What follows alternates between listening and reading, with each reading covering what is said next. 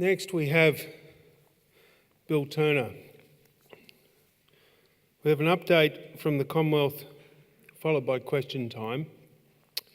I'd like to apologise to those of you who thought that the TGA would be presenting today and taking questions. Perhaps they couldn't get to the helicopter either.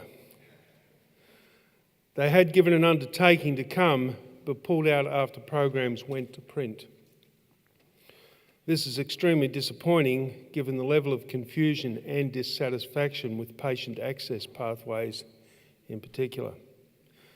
The TGA have left Mr. Turner to answer any questions on their behalf. So please may I introduce Bill Turner. Bill was a veterinarian before joining the public service in 1995. He holds a master's degree in public policy and has had a broad public service career working in trade negotiation, policy development, diplomacy and program management.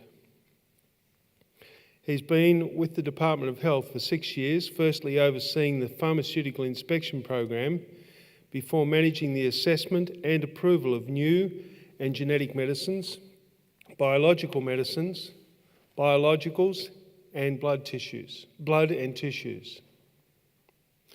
Bill now heads the Office of Drug Control, which, as well as being responsible for the medicinal cannabis cultivation and manufacture framework, regulates the manufacture of opioid narcotics and the import and export of over 300 controlled substances, including cannabis and other narcotics. So please welcome Bill to the stage.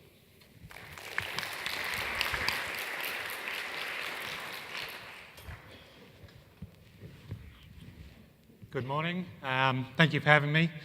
Firstly, I'd like to acknowledge the traditional owners of the land on which we meet and pay my respects to elders past, present and future. And I'd also like to recognise any Aboriginal or Torres Strait Islander people who are with us today. When I walked in today, I was, on a number of occasions, congratulated for being here. I was called brave and courageous, so I thank you for that. I'd like to address firstly the issue of my colleagues from the TGA not being here. There are only 2 doctors in the TGA that deal with this on a regular basis. One of them would be inappropriate to come and address you, plus he's gone on leave. And that is because he's the delegate that makes the decisions on these SASCAP B approvals and authorised prescriber approvals, and he needs to remain as much as possible as independent. The other one was Dr. Tim Greenaway, and he was going to come down with me. Unfortunately, he's had a couple of other pressing matters come up, including the fact that he is a practising physician and he has patients to see today. Personally, I commend him for putting his patients ahead of the issues. I'm fully equipped to deal with the TGA matters, and I'm happy to take any of the questions that you may have on them. Firstly, I'm going to give you an update on where we've got since I last addressed the United in Compassion Symposium in May of last year. I then want to just address some of the recent events that have happened and try and sort through some of the misconceptions that have arisen that I've been reading about in the press. Then I might gently offer some advice, and then I'll take your questions. So, in May last year, when I was at the United in Compassion Symposium, we were deep into what is called caretaker period and an election campaign. So I was speaking very circumspectly at that stage because under caretaker provisions I wasn't able to speak in fairly definite terms because of the way things work with respect to binding incoming governments to matters of policy. Today we don't have an election campaign, so I can be a little bit more definitive. Back then we were deep into the drafting process for the narcotic drugs regulation. which were enacted in October, just in time for the scheme to commence on the 31st of October last year. Since then, we have taken applications. We have received 90 in total so far. A number of those have been withdrawn. A number of those are in assessment, and a number of licences have been granted. We have granted, as of yesterday, 13 licences. 7 of those are for medicinal cannabis cultivation. That is a licence that allows cultivator to grow cannabis which will eventually be used in the therapeutic use of treatment of a human being. We've granted 3 cannabis research licences, which is to allow the cultivation of cannabis to research the medicinal properties of the plant. And we have issued 3 manufacture licences. As Margot said, one of them is here in Victoria. I don't generally go into, and I won't give further detail on locations. We don't generally go into the details on locations of where licences have been granted. That is for both commercial reasons. Some companies wish to remain anonymous at this point in time, and saying where the licences have been granted is a clue to who they are. Given that it's a fairly small group, it's not hard to work out. The other reason is for security reasons. We don't, from the Commonwealth perspective, don't wish to be providing any clues to where cultivation sites might be, so that the bad guys can't find them. But I will tell you that there have been public announcements. We don't stop companies from making public announcements, and you would have, if you're watching the news, seen that there's been announcements from Queensland, from Victoria, of course, Tasmania and Western Australia. That is not the sum total, so there's a clue. We have also issued 3 permits. If you understand the way the scheme works, a licence is simply an assessment that the people who are involved are fit and proper and are appropriate people to be handling this, that they have the right resources and security in place, etc. It's the permits that actually allow them to grow, and those permits set the quantities that they can grow away and or manufacture in the case of manufacturers. And that is the basis on which the Office of Drug Control gathers information and regulates the amount of cannabis that can be grown, so that we can report to the International Narcotic Control Board and fulfil our obligation to prevent the accumulation of stock. So the scheme's up and running. It's developing over time. The first products, as Margot said, will be available later this year, and we'll see 2018, I think, as being the year when this industry really starts to find its feet. If you've also been watching the news, so I'm not letting a cat out of the bag here, we are also in the process of exploring options to allow the export of medicinal cannabis products. When we set up this scheme, we did not allow exports initially, though if you were here in May last year, I said that it was always part of the policy and that we had provision to allow it to happen at some point. The reason we didn't allow it was twofold. Firstly, we wanted to make sure Australian patients had access and that it didn't just get diverted away to the export markets that were more lucrative. And secondly, we needed to satisfy the International Narcotic Control Board that we had set up something that was secure and robust and met our obligations. On the second point, in the annual report from last year, the INCB was, for a UN body, glowing in its assessment of what we'd done. So we've ticked that one off. We're looking at exports now, but we're also considering how we'll continue to ensure Australian patient supply. The other major development that we had in this period of time was the announcement from the Minister in February this year to allow the bulk import of medicinal cannabis products. Now, typically, the Office of Drug Control for a product such as cannabis would not allow its import until we had seen the SASCAP-B approval. That is because our obligation is to ensure that the product is going to be used safely and legally when it enters the country. And that SASCAP-B approval, or authorised prescriber approval, was the tick that we knew that it was going to be used appropriately. That, of course, created a lot of delay in getting hold of that product, and so we have put in place a system whereby we can monitor it post-import to ensure that the product is being used in accordance with what was then the existing legislation. And I'll get to that shortly. So again, if you've been following the news, you may have heard some announcements and that cannabis products have arrived and they're in storage in locations around the country, and they are starting to be prescribed.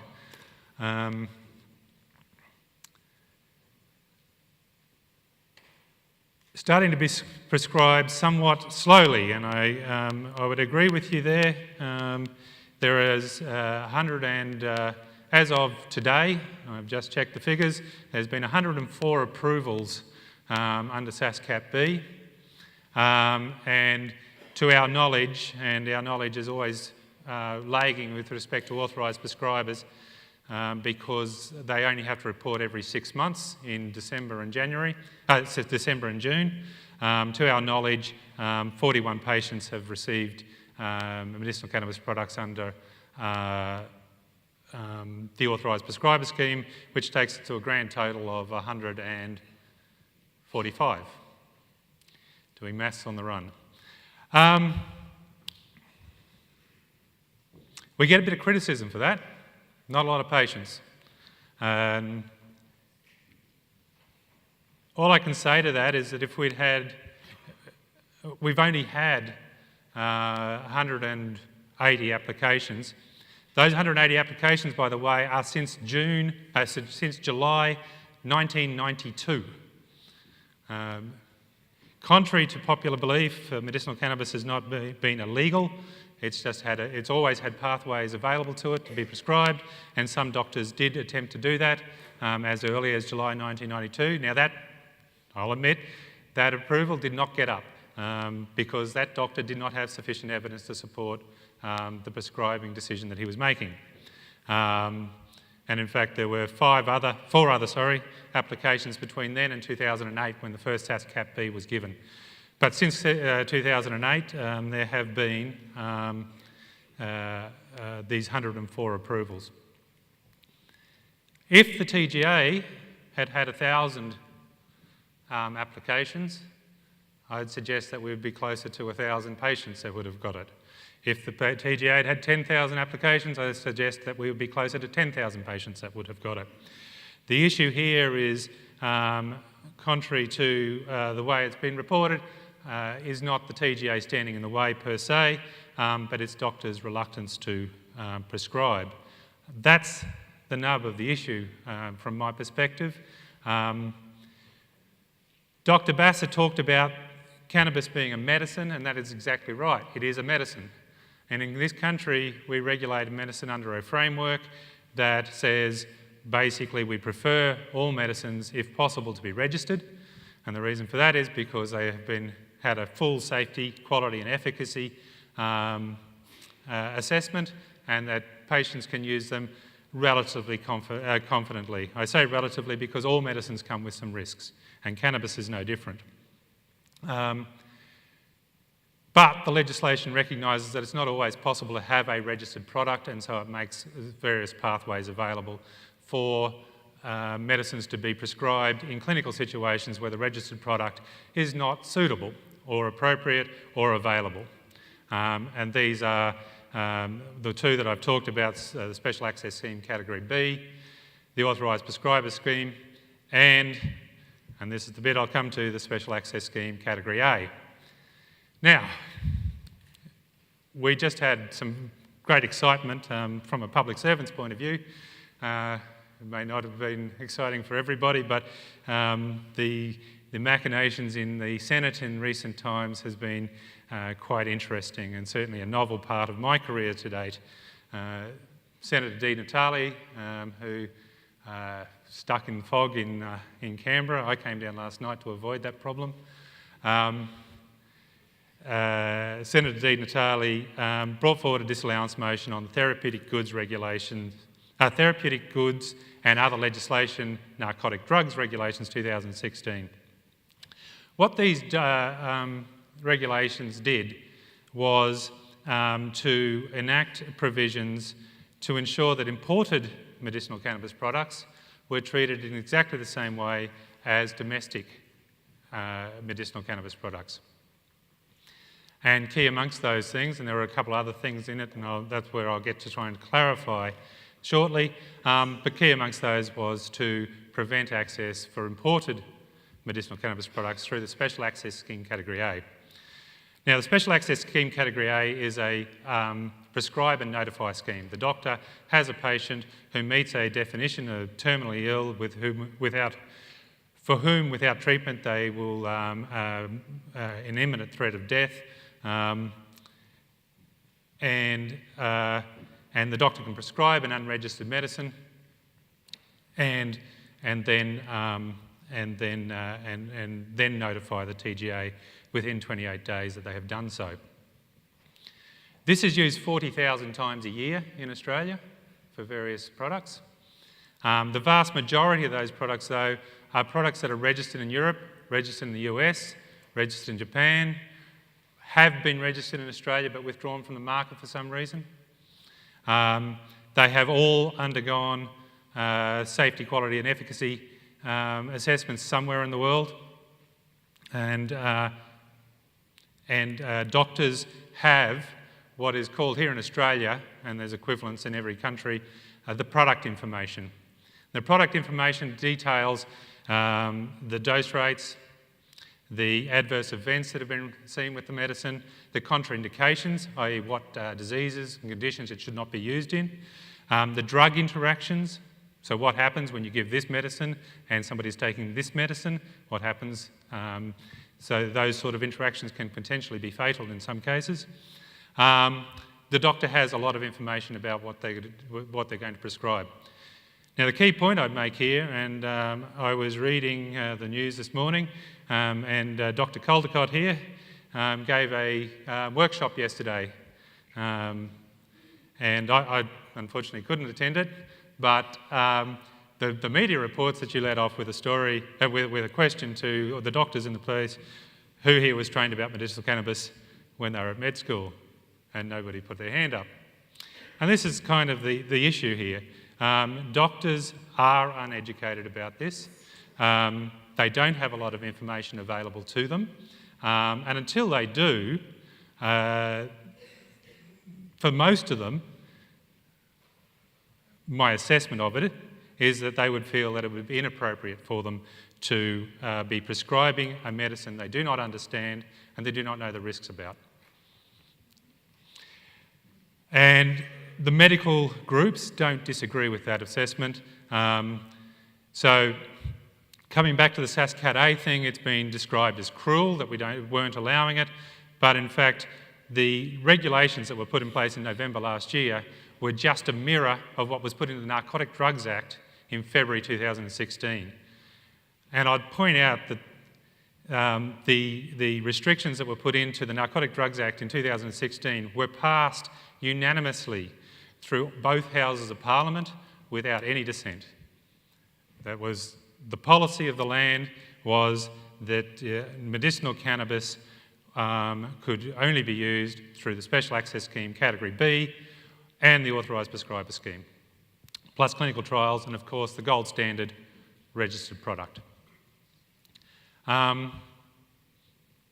So it's been misreported that in enacting the regulations in November that the TGA was taking away the rights of patients with some limited exceptions, and I'll go through those. with some limited exceptions, patients didn't have the right at any time in the history of cannabis in this country to have access through the Special Access Scheme Category A. Those exceptions are cannabidiol, which was rescheduled in June 2015 from Schedule 9 to Schedule 4, and since June 2015 until the 8th of November 2016, it was possible to prescribe medicinal cannabis through, cannabidiol through SASCAT A, and one doctor did it twice. The other exception is Sativex, which I'm not sure of the exact date of when Sativex was rescheduled from Schedule 9 to Schedule 8, but it was sometime before June 2015. One doctor used it once in that period.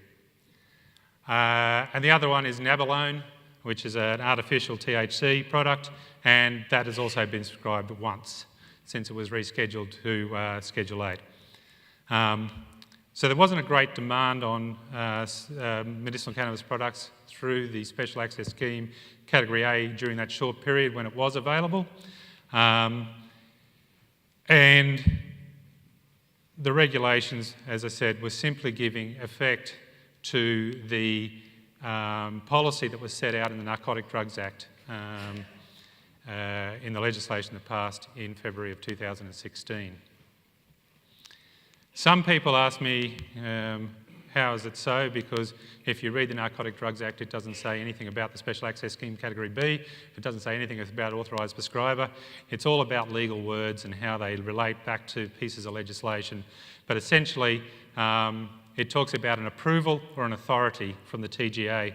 An approval is SASCAT B, and if you want to read the Therapeutic Goods Act for curing your insomnia, I'd refer you to Section 19, which talks about, which is the legal provision that allows SASCAT B, and it also doesn't say SASCAT B. It says the TGA can approve an unregistered medicine in various circumstances. And authority, of course, is authorised prescriber. I think that one's more obvious. SASCAT A, in a legal term, is an exemption, and the word exemption would have to appear in the Narcotic Drugs Act for SASCAT A to be allowed. So we're now left, so we went through this disallowance motion in May, and if you watched that, that was very exciting because it was a 32-all vote in the Senate. At the time I didn't know what that meant, but it quickly became apparent to me that the disallowance motion didn't get up. But then on, as recently as the 13th of June, so Tuesday before last, Senator Lambie rose in the Senate and said, sorry, I missed that vote, can we redo it? And they did, and the disallowance motion got up. The legal effect of that is now that, yes, Special Access Scheme Category A can be used for imported product only. It cannot be used for any of the domestic product that comes out of our own local industry because of the Operation Narcotic Drugs Act. If you've been watching our website, the Office of Drug Control's website, it's a very good website, I like it, you'll see that there have been a couple of statements around this. The first one is that a reminder that under the sponsored bulk import policy, that was only made available for SASCAT B, an authorised prescriber. And that's a condition that was written onto the import permissions that the importers got. So unfortunately, the import under SASCAT A will have to come through the TGA, the Office of Drug Control on a patient-by-patient basis. Are we going to change that? No, we're not at this stage. The reason being is that, as I explained earlier, the Office of Drug Control forewent a number of pre-import checks that we're required to do about the legal use of a product before we let those bulk imports in, on the basis that the TGA was going to be doing an approval so that we could be satisfied post-prescription, import that the product was indeed being used legally. Without the TGA approvals, we don't have those controls anymore. So we have to, and we're obligated to, under the Customs PI regs, to reinstate those checks to ensure that any product coming in is going to go to safe and appropriate use. And I won't shy away from the fact that what that actually means is that under SAS Cat A, it's probably going to take longer than under SAS Cat B or authorised prescriber.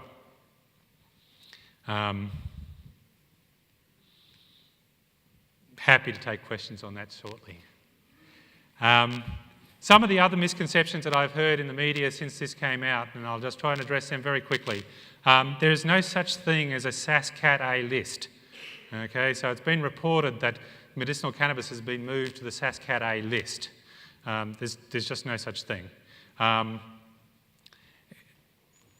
Any unregistered medicine can be used under SAS Cat A, subject to regulations. So if it's in Schedule 9, it cannot be, but anything else can be, provided that the doctor determines that it will be appropriate and in the particular clinical situation that they're looking at. This notion of a list of SAS Cat A and SAS Cat B suggests that never the twain shall meet, and this is a critical thing. Terminally ill patients are not being denied access to medicinal cannabis products. They're just having a check put in place to make sure that the doctor is prescribing in the interests of the patient. I'll go back to the knowledge gap. Doctors don't know what they're doing. They don't know about this product until they educate themselves or are educated forcefully. However it may happen, it is very appropriate that there is a second opinion given on their prescribing practices, because if they don't, the consequences for patients could be disastrous. I was offended, highly offended, to hear a radio announcer in Perth effectively say that, you know, these are terminally ill patients, who cares what we give them? That is not the standard of medical care that applies here.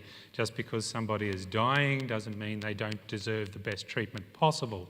And that's what we're trying to get to.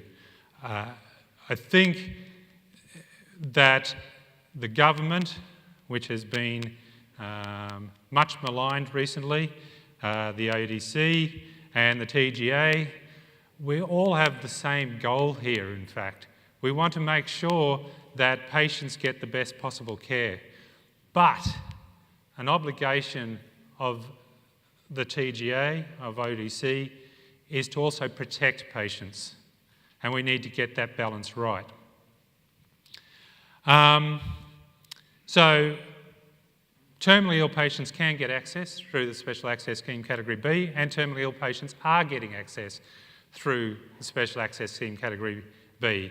There is a lot of criticism that it takes forever to get these approvals. Well, that is not entirely true either. The 29 patients that Minister Hennessy referred to and that Margot also talked about here in Victoria got their first SAS Cat B approvals all within a day. That was because the forms were filled out with all the necessary information, the clinical justification, the appropriate product, etc., etc. Where it takes weeks or months or even longer for patients to get access to a product under the Special Access Scheme Category B, almost invariably it is because the doctor hasn't got enough information to justify the decision they're making. And I'll go back to it and I'll say it again, if a doctor doesn't understand the product, doesn't understand the risks of the product, then the doctor shouldn't be prescribing the product. That is not in the patient's best interests. So frequently the TGA will get an application, and they need to go back and ask questions. Most of the delays that are experienced because the doctor is delayed in responding. In the best case scenario, doctors would know all about this. In the best case scenario, medicinal cannabis products would be rushing towards registration. That's where I hope they end up, and I hope they end up there very soon. We need to gather the data that would support that, and we need to make sure that these products have been thoroughly researched and used appropriately. I won't go into it, but there is plenty of data out there to suggest there are adverse effects from medicinal cannabis. One example, of course, is the recent paper on Epidiolex used in Dravet syndrome, where 8 out of 61 patients in the treatment group, that's 13%, of the patients withdrew because they couldn't tolerate the product. So that, I'm not being a naysayer, please don't get me wrong. I think that this should be used, and it should be used in the appropriate situations, but it has to be also used carefully.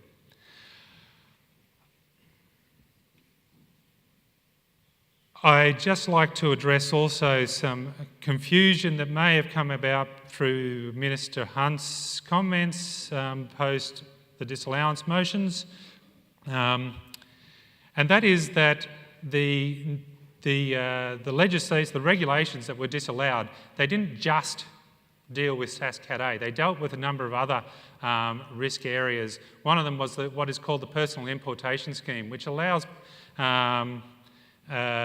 patients to import medicines, unregistered medicines, 3 months supply for their personal use.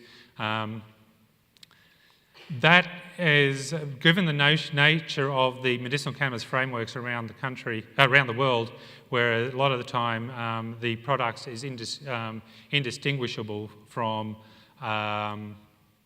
the recreational stuff, it was deemed appropriate to close off that avenue so that people didn't inappropriately bring in recreational product. Again, it was not to deny access to medicinal cannabis, but it was to ensure that it was being done under appropriate circumstances.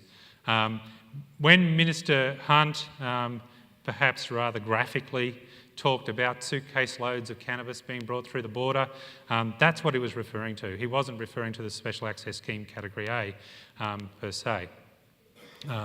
The two issues have been mixed up, and I'd just like to try and separate them out.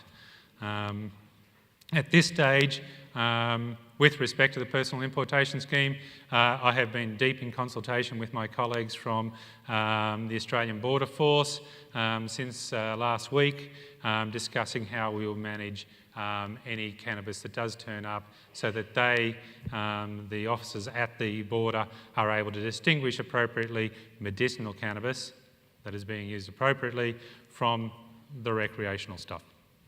And we think we can manage that, but there may be some more on that in the future.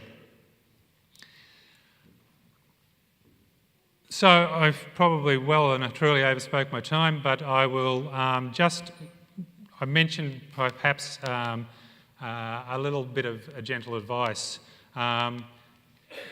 There's a level of frustration, I read about it all the time, but there is also out there at this point in time a level of uncivil discourse around this product, this topic. It was Socrates that first said that when a debate is over, slander becomes the recourse of the loser. I prefer the more modern phrasing of that, which is when the argument is lost. Actually, I've forgotten what it was. So when one resorts to name calling, the argument is lost. I've got a thick skin, but variously in the media and on various websites I've been called, and my colleagues have been called, bumbling, ham-fisted, uninformed, ill-trained, untrained, ill-informed. Me personally, it seems to be some sort of slight that I'm a vet. I'm some sort of vet. I'm sure Dr. Basser is not going to be described in any place as some sort of dentist, so I'm not sure why that's a problem. As of yesterday, I was very happy to get a promotion. I'm now a sidekick beta male to my boss, John Scarrett. The minister has been called a hypocrite. We've been called cruel. We want the same thing, ultimately, good patient care. Well, we want the same thing, but we have a framework for doing that. Cannabis has to fit into the medicine's framework. The framework doesn't have to bend to cannabis. So the reality of all of this is that we want to be engaged with, we're happy to be engaged with, we're happy to try and explain the policy, and we'll keep trying to explain the policy and the reasons behind it. And so on.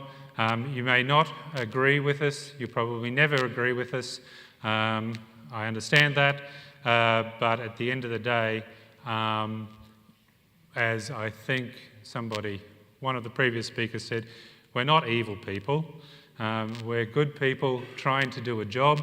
And quite frankly, my first concern in all of this does remain the patient, whether you believe it or not.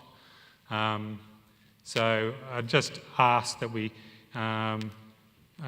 maybe try and refrain from that name calling a little bit. Let's get into actually discussing the issues. And the other advice is really this is the issue. If you want to get freer access, get this moving more, you need to convince the medical community. They're the people that need to be convinced of this. The government has put a framework in place which puts the doctor central to all of this, and unless the doctor wants to walk into that centre space, nothing else will happen. And I've been very open about that. I think I said in May last year that if no doctors want to prescribe, nothing will happen. So, I'm happy to take some questions. Okay, so before we present questions to Bill, and we are running a little over time, Dr. David Caldecott popped into my side a little while ago and let me know that this conference has been registered with Simpler, an international register of conferences, and we now have an official hashtag. So please open your Twitter accounts. And the hashtag is, are you ready? Hashtag UIC 2017.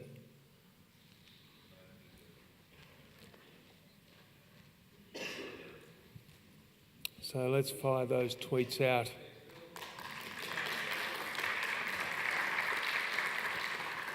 So thank you, Bill. Please give Bill a round of applause.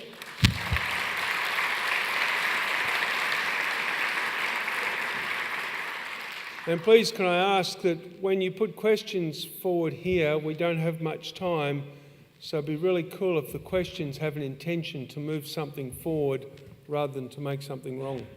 So, gentleman here with holding up the white card. Yeah, I would just like to know, is cannabis registered as a poison? And from my understanding, there's no one anywhere in the world that's actually overdosed on cannabis. Is that true? So what was the last part of that? To my understanding, there's no one anywhere in the world that's actually ever overdosed on cannabis. They just test it and go to treatment and they step for a week.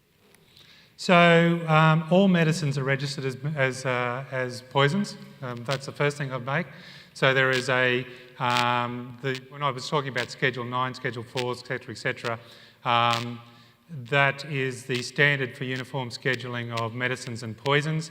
They're all considered poisons in some way, and where they sit within that poisoning schedule is based on their assessed risks to the public, to patients. So some of them are what we call unscheduled. Those are the things that you can buy in supermarkets. And so on. Some of them are then Schedule 3. Those are the things that you can only buy in pharmacies. Schedule 4, things that you can only buy, you can only get on prescription. And relevant to this, Schedule 8, which are prescription medicines that have a whole range of other controls on top of them.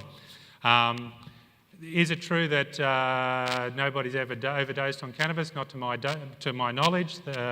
However, it gives me an opportunity to maybe dispel some of the myths around, or one of the myths around it. I keep hearing that, we've been using cannabis for 5,000 years and nobody ever died from it. I'm not entirely certain that's true. I will say this is in a recreational setting for sure. I'll put that caveat, but there was a study of patients in France undertaken a few years back where one of those patients died from heart failure, and the only risk factor that they could find for it was cannabis. That's supported by a paper that was put out by the American College of Cardiologists in March this year, which found a 26% risk of ischemic stroke from cannabis use. Again, long-term recreational, I'll say that, and a 10% risk in increase in risk of heart failure. So I think the answer to that question then is, if that is true, and I always caveat that, I'm a scientist in nature, so I take all studies with a modicum of scepticism. If that is true, then it is possible that cannabis has been causing some deaths, just haven't been detected. Okay, now just if the next person has a question, we do have microphones in the aisles here. So if you'd like to, perhaps, sir, next. Thank you, Mr. Turner.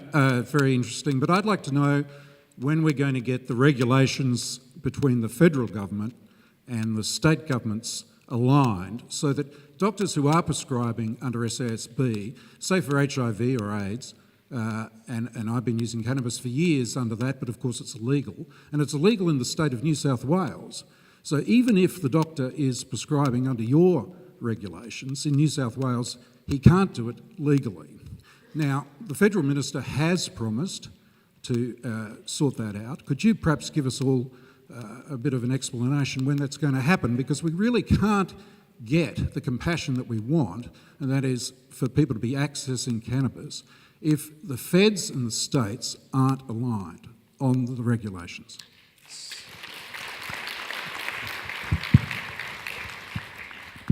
So it's not true that it's illegal for a doctor to prescribe in New South Wales a medicinal cannabis product. They need to seek approval from New South Wales Health first. Okay. No, that is not true. They need to prescribe. They need to seek. So you're talking about the medicinal cannabis compassionate use scheme. That's a whole different system. That is not legal cannabis. That is decriminalised cannabis. It's a whole different situation. They can legally prescribe in all states and territories medicinal cannabis products, provided that, subject to nuances, and I won't go through all of the states to give them to you. I'll give you a flavour of them though.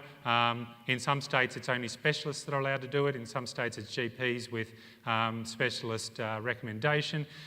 In some states it's only the S8 versions, not the S4 versions. In some states it's both. So there are some nuances, I get it. But in all states and territories it is legal for doctors to seek approval from their state health department to prescribe medicinal cannabis products. To explain the constitutional levels that occur here and why we have a system like this, there are two important aspects to supplying any medicine. The first one is the safety, quality, etc. of the medicine itself and the supply, which is regulated by the Therapeutic Goods Administration. The second one is the appropriateness of that prescribing doctor to be handling that particular medicine in terms of training and education, and I keep going back to that one, and also in terms of their history with respect to adhering to what is called good medical practice. The states are responsible for that and have always been responsible for that. There are plenty of other instances where a Schedule A product needs both TGA and state approval. That system has been working quite adequately for many years. The reason we're running into issues with medicinal cannabis, I suspect, my personal view, is again because of lack of knowledge and information that the doctors themselves have. Dr. Caldecott has a question. Bill, you know I love you, and I want to start by saying that I've got the utmost respect for you coming into the belly of the beast and fronting up. So many people don't. You may get some aggro, but you're actually here. So kudos to you. The question I have for you, yeah, quite right. The question I have, and it was just at the very end of what you were saying there, and I sense just a twinge of frustration maybe, is that we are doing what we can within the constraints of what we are able to do. There is legislation in place, it's always been there. Is it possible that the framework that's available for doing this is actually just the wrong framework?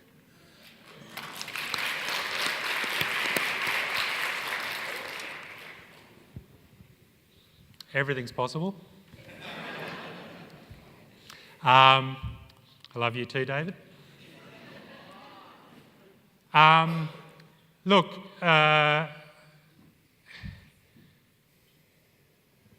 all regulation,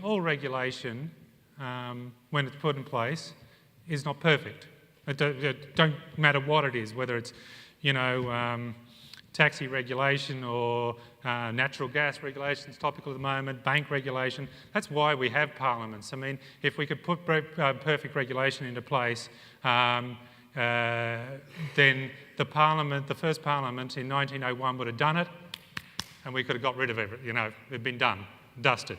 Of course, everything is subject to tweaking, fine-tuning, and so on and so forth. And in fact, the Therapeutic Goods Administration is actually going through that process right at this point in time with a thing called the Medicines and Medical Device Reform Program, which is refining it further to make improvements to the medicines regulatory framework.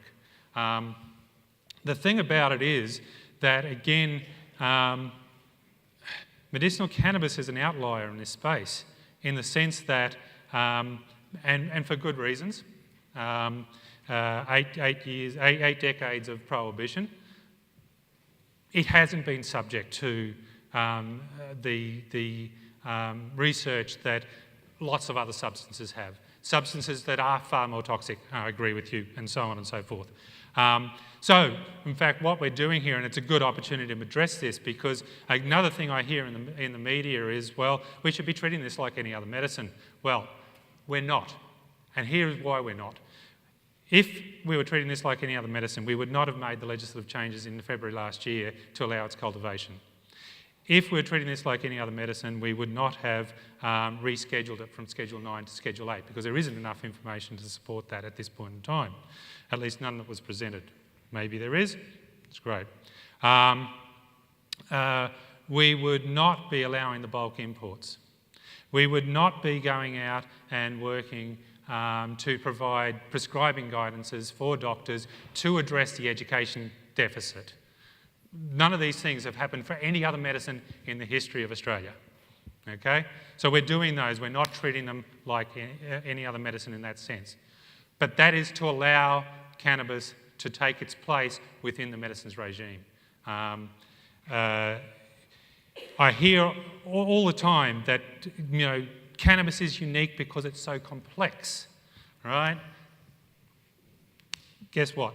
there are more complex medicines on the market today.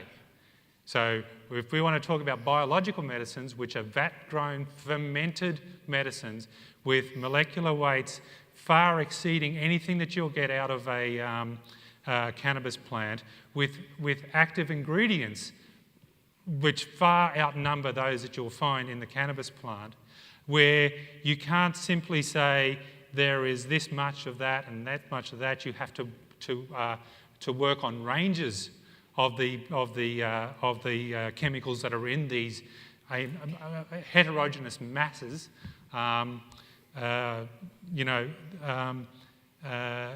They're extremely complex. The TGA regulates them. They regulate them, they've approved them, they're out there doing what they do, and there are now biosimilars, so the generic versions on the market of these products, which have suffered from exactly the same thing. You can't tell batch to batch in the same factory that you've got the same thing. The medicines regime that we have, the framework we have, is extremely adaptable. And at the end of the day, it relies on evidence. Just a quick note. Some of you who registered for a 3-day conference who may have not received the wristband and you feel that you should have it, please check in during the morning tea break. We've probably got time for just 2 more questions. So I'm just going to ask this gentleman down here. And I do apologise for those of you who have been putting your hand up and won't get an opportunity. Yep. Exactly. And I'd also say, look, when I walk off this stage, I'm quite happy to go up outside the foyer and take as many questions as people have got.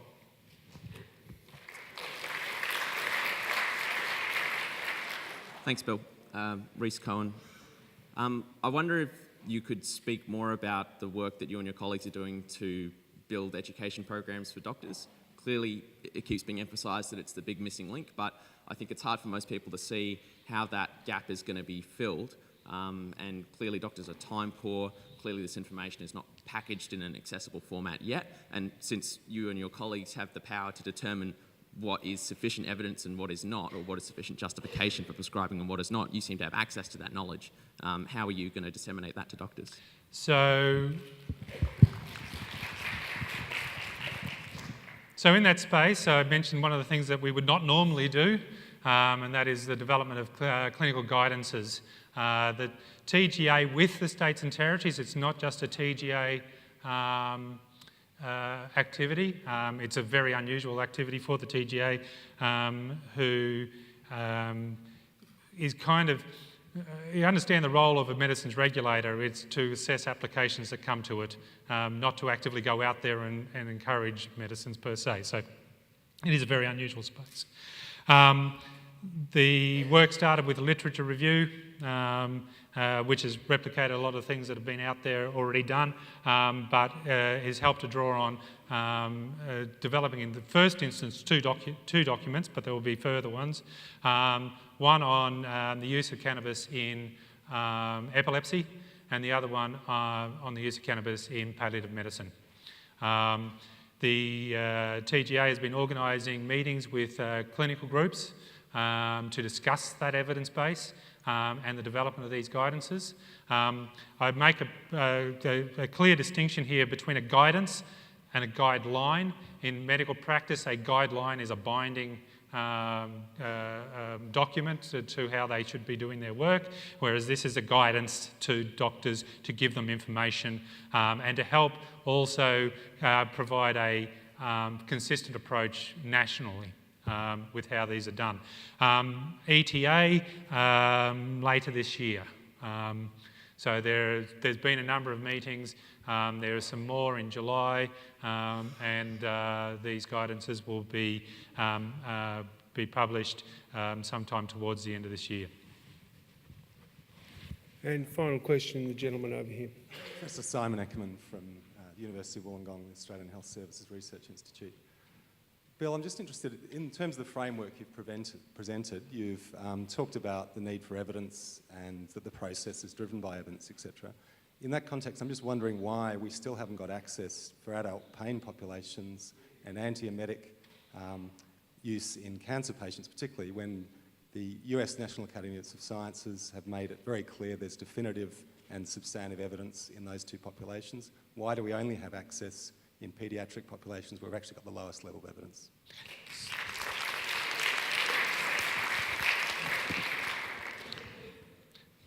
So you assume that we don't have access. I can tell you patients have received it for pain and patients have received it for vomiting and nausea and chemotherapy.